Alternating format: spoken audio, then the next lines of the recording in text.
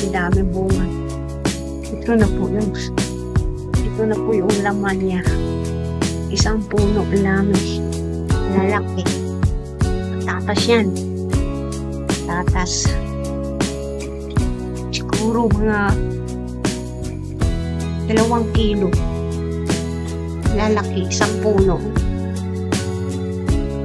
Sobrang dami. May blazing na ako mga ka-Jenny. Hinugasan ko na, tapos patingin konti, tapos dali na sa kitchen. Super laki niya. Grabe. Kailan ko siya tinanim? April, May, June, July. Siguro mga 3 months. May ano ka na. May ani ka na. Oh. Blazing. Si kamatis naman. Oh, santangkay. Ang dami. Yan o. Pag nahinog yan, sabay-sabay din silang kumula. Kaya, dahan-dahan ko na rin, isa ko na rin in-harvest. Pero ito, kanina, tinambakan ko ng lupa. Kita ko lumitaw, laki. Eh, kinuha ko na. Kinalkal ko ang dami. Oh. Imagine nyo, dami.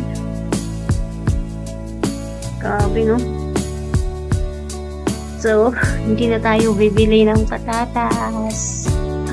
May sarili na tayong ani. See? Pag nagtanim kayo, magkain na kayo ng sariling ani. Kung laki. Grabe. Amazing.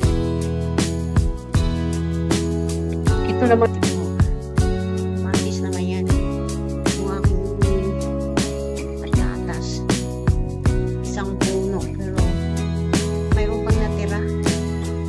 Unti-untiin lang natin kasi lalaki.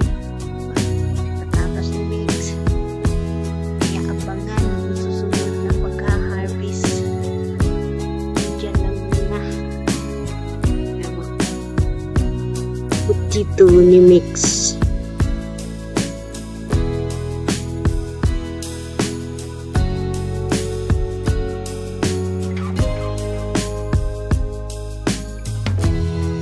Bagong ani. Nakani na si Mix.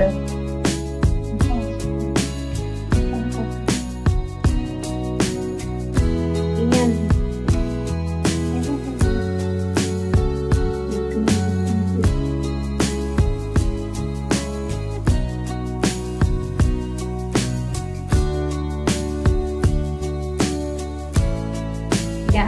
Dami.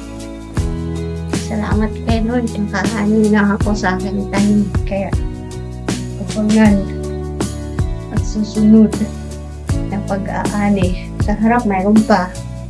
Siya na una. Kaya, like, subscribe para meron pa kayong makitang pag-aani. Kaya sasayaw na. Daming blazing. You, sa